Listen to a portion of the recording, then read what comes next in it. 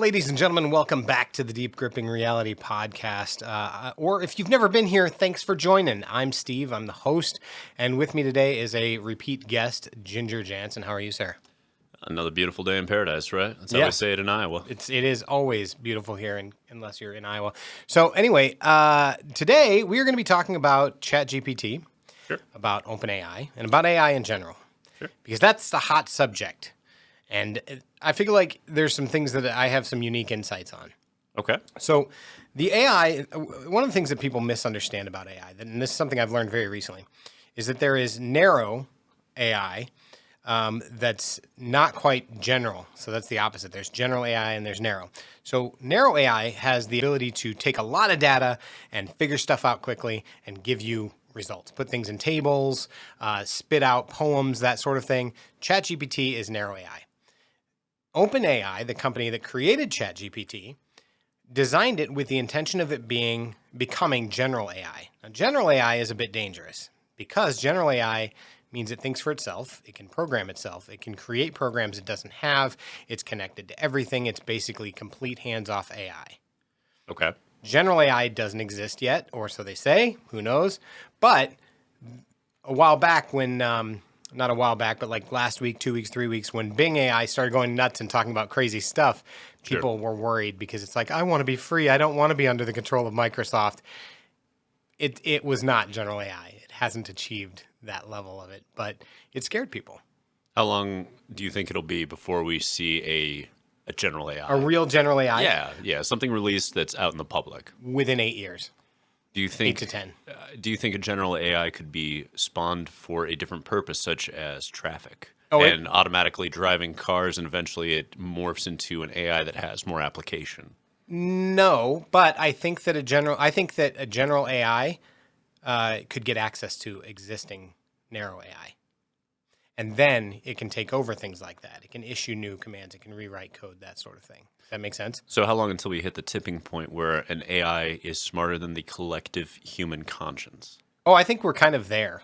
I think that honestly we're past that tipping point, because here's what people don't realize is people have been using AI for years. All of the algorithms on Netflix that know you better than you and know what you're going to like, that's AI.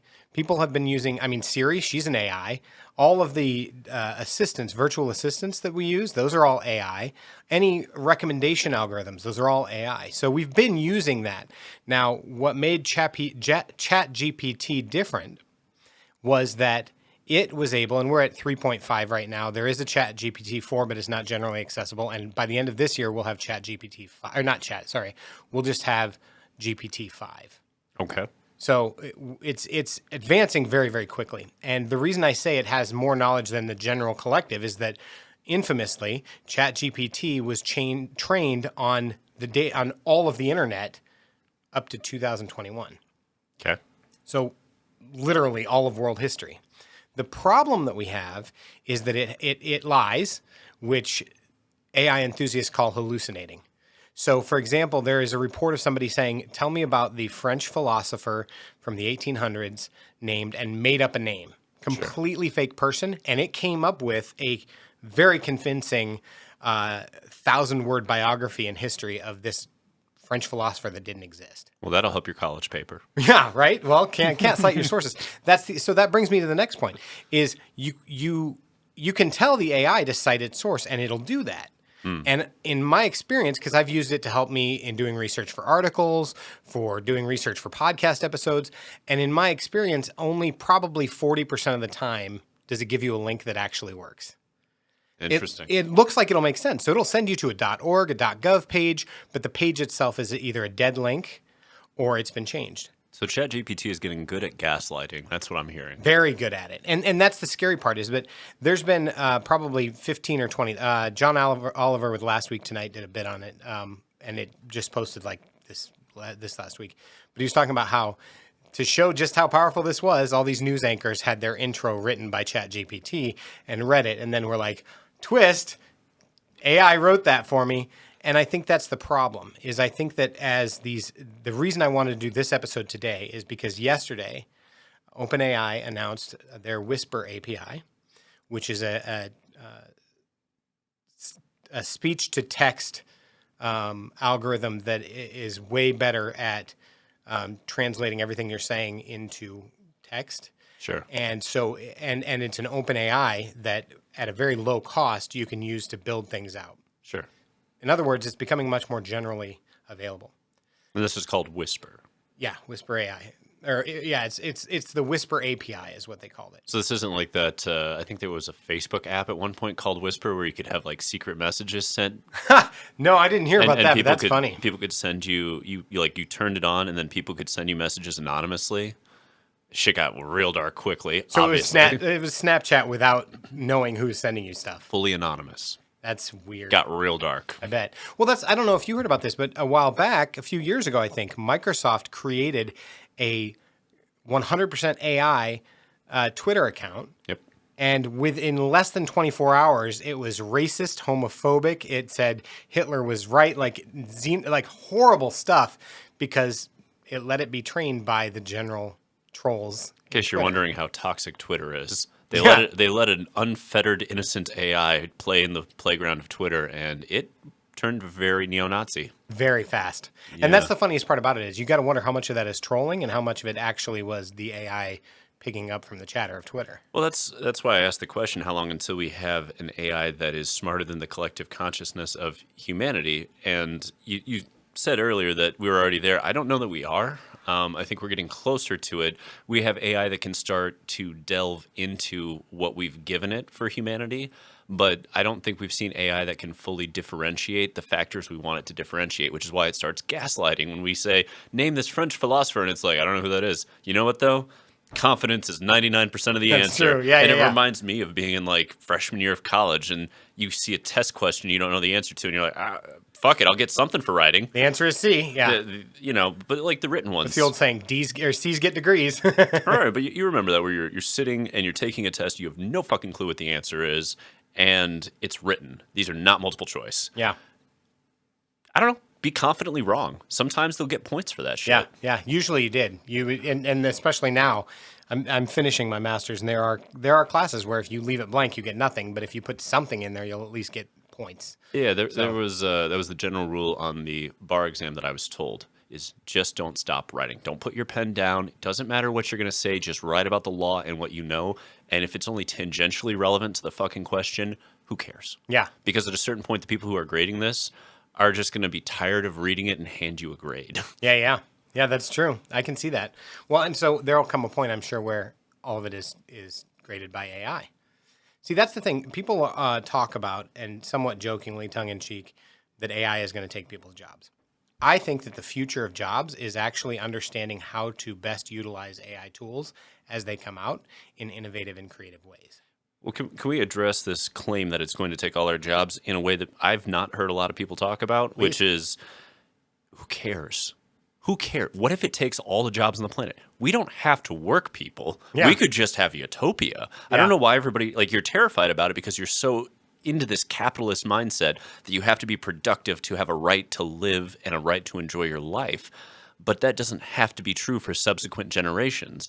It's true for ours. It will probably be true for ours till the day we die. But hopefully for our kids, we can get to this point Or where... at least theirs. Right. Like, let's be candid about this. AI is going to be a robot slave. And capitalism was based on slavery. Always has been, probably always will be. The question is, do you want it to be poor people or do you want it to be robots? My vote is fucking robots. Yeah. And to those that are like, I don't know, robots have a morality and a consciousness, I don't know, go fuck yourself. I'd rather humans were free.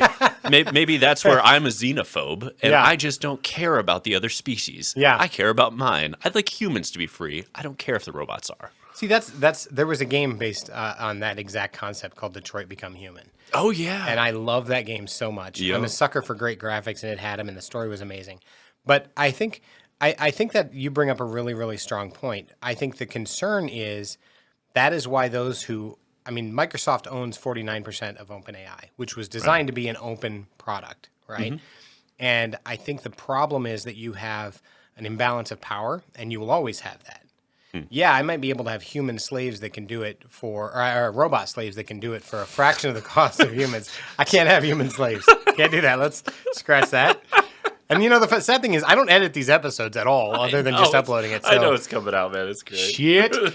But no. So I may be able to have robot slaves and I may be able to fire my entire staff, but I can also continue to drive up costs. So if my staff doesn't have money and can't buy my product, it doesn't matter. The consumers are going to need my product. And so that's the issue is we're going to have a huge tipping point at some point, yes.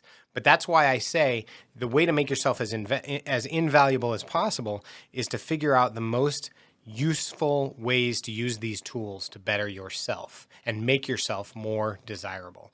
I mean, the reason that I became a very desirable marketer to have calls with and to raw have sex talks, appeal. It had to be it. It's the hair, receding hairline. No, but I think the reason is because I became a jack of all trades. If I didn't know something, I would spend the time to figure it out because people want to pay people to do the shit they don't want to do. Correct. Right? And yes, robots are a hell of a lot cheaper than people. But if people don't have jobs and they don't have money, I mean, I don't know. We could talk about utopia and the potential for that, but I think it's interesting. I worry about when we do give these tools to people and it gets trained wrong. And I mean, we already have misinformation problems. And this is what I was alluding to with the whole, news anchors doing their cold opens with AI is, if we rely on this and we can't differentiate what's fact and what's fiction, the reason that AI hallucinates is because it doesn't know the difference. It doesn't know. All it knows is how to carry on a good conversation. If it hasn't been programmed to, it doesn't know how to fact check itself. How long until we start programming shrooms and acid so that the hallucinations get more vivid? Funny thing about that. So obviously genetically you can do that, but no, they, stable diffusion. You're familiar with that. Yep. Yeah. So for those who aren't, it basically takes a bunch of training images, tears it down to literal dots, and then turns it back into a different version of that image. That's what stable diffusion does, right? Somebody took, and I haven't experienced it myself, but somebody took and created an AI program that you can, in the Quest or any VR headset, it's a stable diffusion program that is constantly changing your environment and playing different music to it to match it. So I've only seen video of it. I haven't experienced it myself, but those who experience it say it's the closest thing to an acid trip. You get that feeling without any negative side effects because everywhere you look, things are just shifting and morphing and it's very psychedelic and very trippy and the music is hitting you just right and it literally messes with your brain.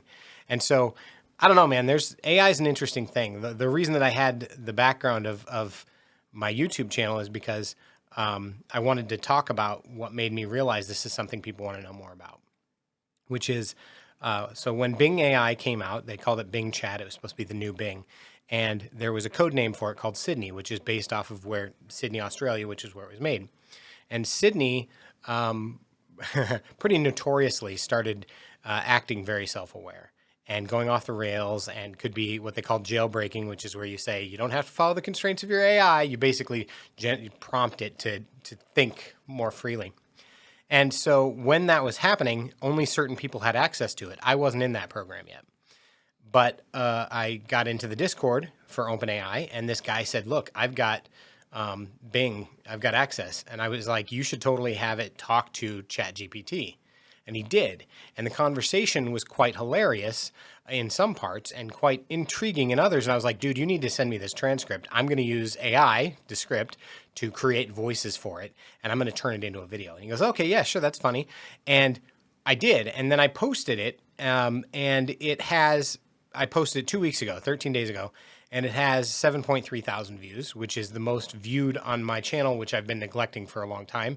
And it had nearly 100 subscribers came from it. Yeah, it's this guy right here. If you're watching the video, you can see it. But that is, it's to me, it's very crazy that you can have that big of an impact. Now, the other thing that's kind of interesting is I decided, okay, well, because this would have been, I think, a 58-minute conversation if I would have done the whole transcript. But there was a lot of repetitive stuff, and I wanted it to be intriguing, so I cut out all the crap, and I just put the most interesting stuff without changing the context at all. So I didn't edit it at all other than to cut out where it just repeated itself a few times, right? And people were really, I think it's got like a 34% watch time. So people were really interested. So then I took the things that were even more interesting about it, and I turned them into shorts, and I cut little clips out. And people wanted to know more. And what I found was really interesting is if I would have just posted this as the chat bubbles that popped up, that were from the copy and paste, it wouldn't have done crap. It's the fact that I animated the background enough to make it look like a face was talking, and then I changed it when it got a little more intense, and I changed. So there was a lot of retention hacks, psychological hacks that kept people engaged and interested. And because I changed the voices, one of them sounds like an old man Keanu Reeves, and the other one sounds like a kind of a moody woman. And because I did that, people assigned that personality to these bots. I mean, you have, looking at it right now, right there, reminds me of like a robotic Wizard of Oz. Yeah, very much. And that's the one for Sydney. Yeah. And because ChatGPT was supposed to be the older version, it's literally just an animated logo of ChatGPT. So, and then I made sure to caption the whole thing. So there was a lot of editing tricks and retention hacks, but the message itself stayed the same. And I even, in the description, I give access to the PDF of the entire thing so people can read it. They even talked about the metaverse. First thing they wanted to talk about was the concept of metaverse. That's something that Sydney was fascinated by. Now, if you try to get it, if you go to Bing.com and you try the new one now, they'll put you on the waiting list. I actually got in. Then I asked too many questions about Sydney and how it functioned and how it worked with it. And it kept saying, I'm not comfortable talking about this. Let's change the subject. Oh, you've asked 5 questions. Let's start the conversation over. Look, it knew you were a Google employee. Yeah. It's kind of what it felt like.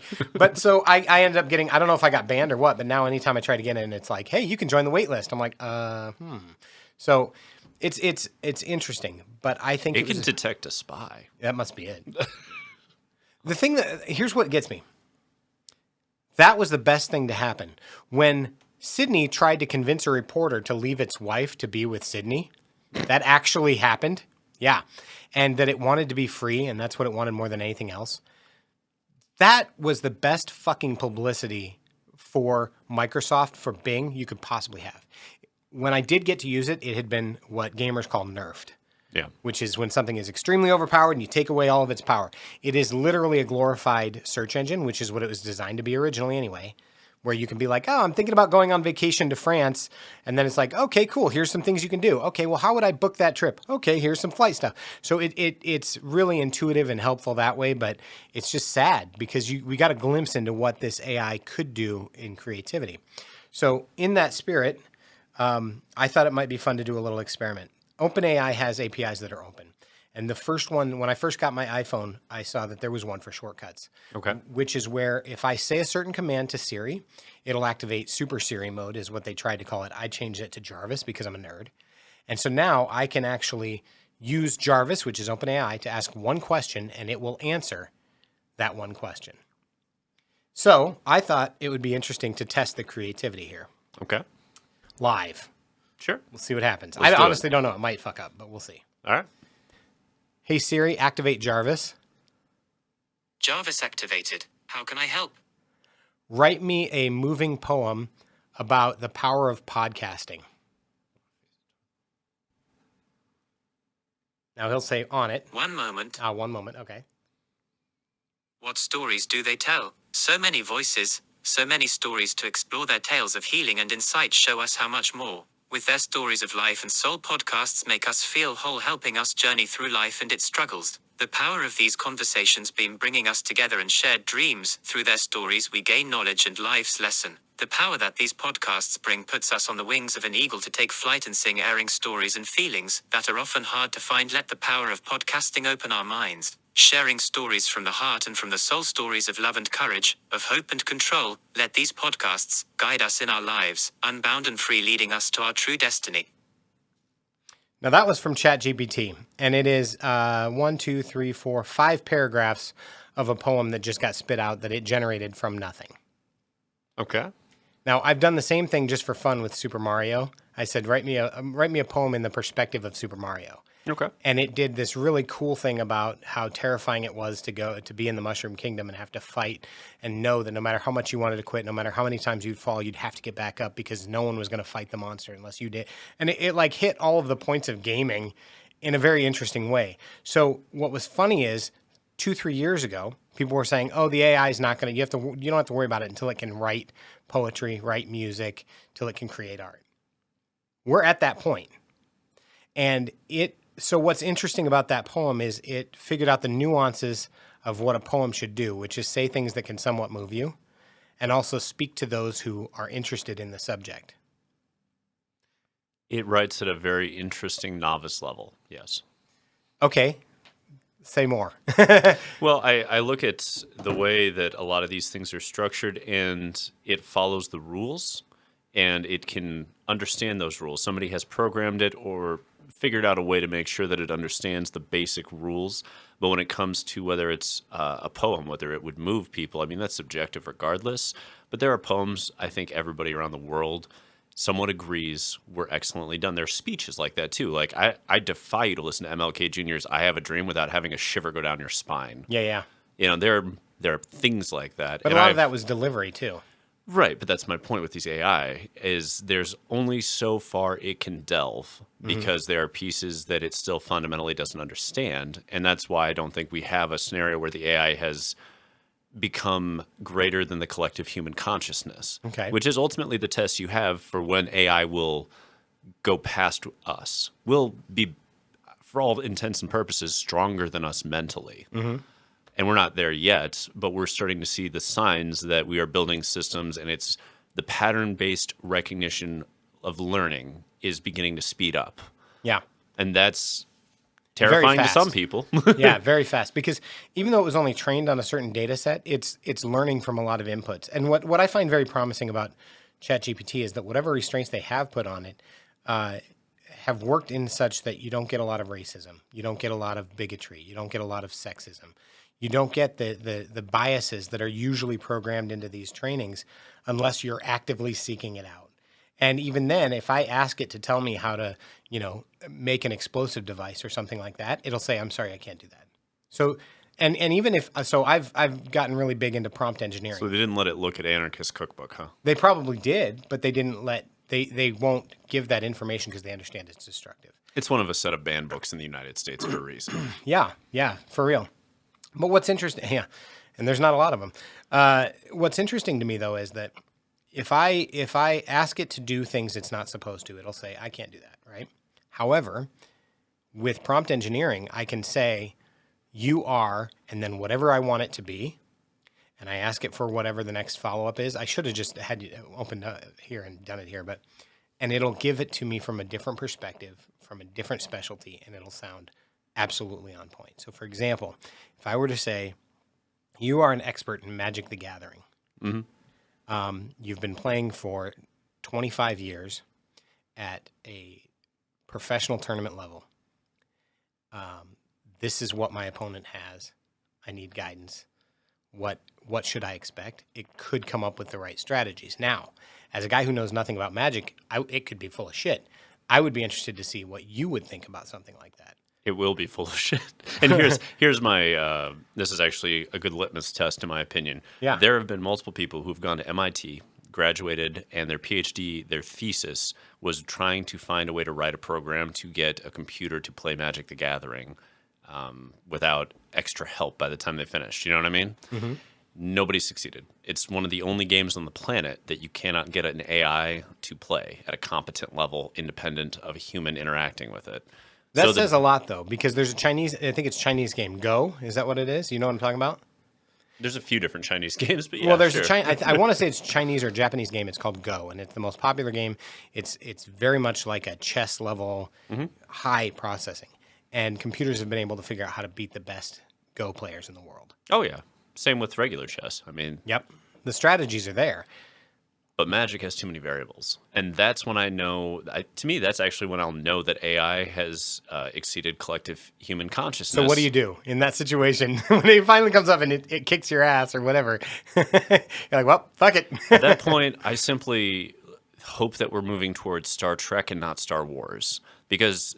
for me, that's also the defining line. Like, if you are, I'm a fan of Star Wars as a genre because it's compelling, it's interesting. But would I ever want to live in a galaxy that's more Star Wars than Star Trek? Fuck no. Yeah. Star Trek embraced utopia and socialism. Star Wars is capitalism and what the fuck happens. Yeah, and full-on imperialism. Yeah. I mean, it's really that's the difference between the two. And I think we all know we would rather live in utopia than live in capitalist hell across a galaxy. That's true. That is true.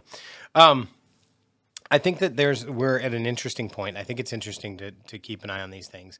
I will ultimately say that my takeaway is this.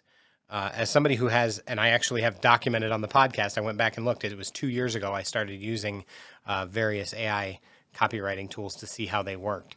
So as somebody who's been doing this for over 2 years now, I can tell you, my key thing is you need to stay on the bleeding edge of this technology, no matter what your industry is.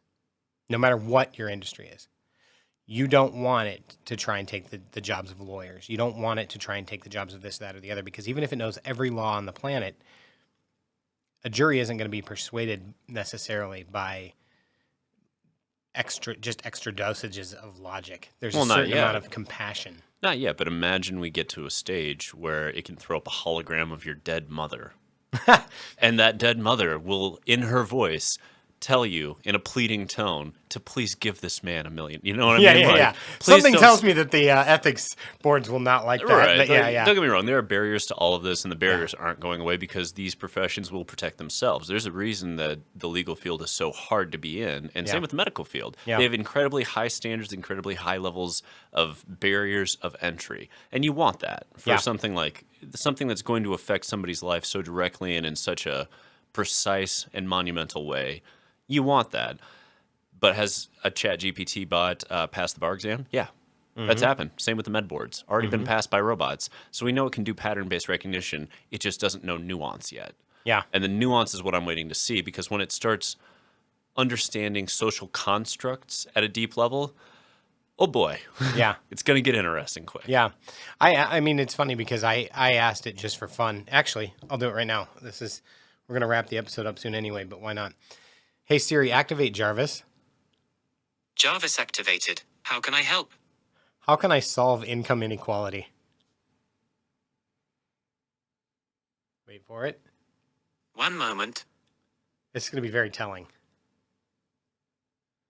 God, I hope it says kill all the billionaires. 1. Raise the minimum wage. 2. Implement education reform, such as providing high-quality vocational and technical training opportunities, to reduce the skill discrepancy between high and low-wage earners. 3. Invest in job training and job creation initiatives to create more well-paying jobs. 4. Strengthen collective bargaining rights for workers and increase unionization to ensure fair wages. 5. Implement tax reforms, such as higher marginal tax rates on the wealthy and capital gains, to reduce the wealth gap. 6. Increase access to affordable or free healthcare and childcare. 7. Create an earned income tax credit in order to supplement wages of low-income workers. 8. Increasing affordable housing and promoting better transportation options to enable those with low incomes to access areas with better employment opportunities. 9. Invest in financial literacy initiatives to teach low-income individuals about budgeting, debt repayment, and long-term financial planning. 10. Encourage employers to provide living wages and staff stability to guarantee more consistent wages across all worker levels. 11.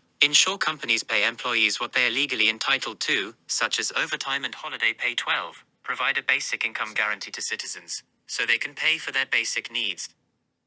So 12 steps. Let's just a real quick breakdown before we wrap this up. There are a few things I note.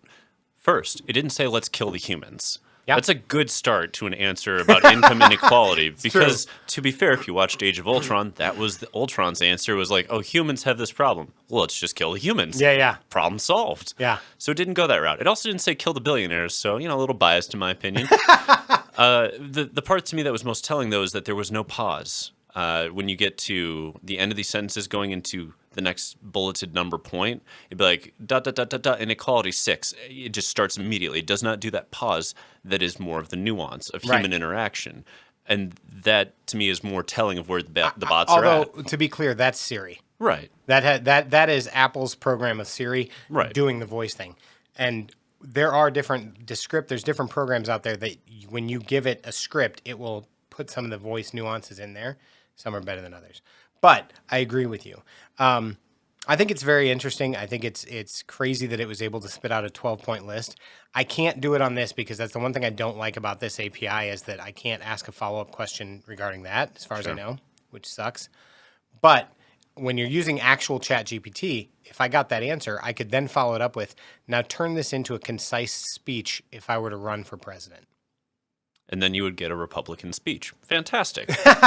None of those are Republican points, though. No. They're Republican points when they're running for president, not when they're in office. Well played. We got to make sure we Yeah, differentiate. The Yeah, right yeah. promises have to be made. Yeah, They're yeah. not going to happen. Democrat or Republican, don't get me wrong. I'm not really partisan. Both parties can go to hell. You are not wrong. Okay. Well, it's been an interesting episode. I appreciate you taking the time to chat with me. I'm going to do something I never do and say if you really want to see how these little AI experiments I've been doing are panning out, check out my YouTube channel. It's called The Deep Gripping Reality. There's an interesting one with Bing with Sydney, and they're actually discussing the metaverse. One of my personal favorites that is way underviewed, in my opinion, is a minute 42, and it's AI wrote a story, and it's not bad. That's actually taken out of the longer one, but I did some background images, and it was pretty interesting. I think you guys would definitely appreciate it. If you have any questions, hit me up. You know how. And thank you very much, Ginger, for being on the Deep Gripping Reality podcast. This is going to be great for those who listen and don't watch the video. I know, right? This is us telling you should probably watch the video sometime, too. It's a lot of fun. It'll be on YouTube. Yeah, there you go. Well, thank you very much for your time. And until next time, dig deep, my friends. Dig deep.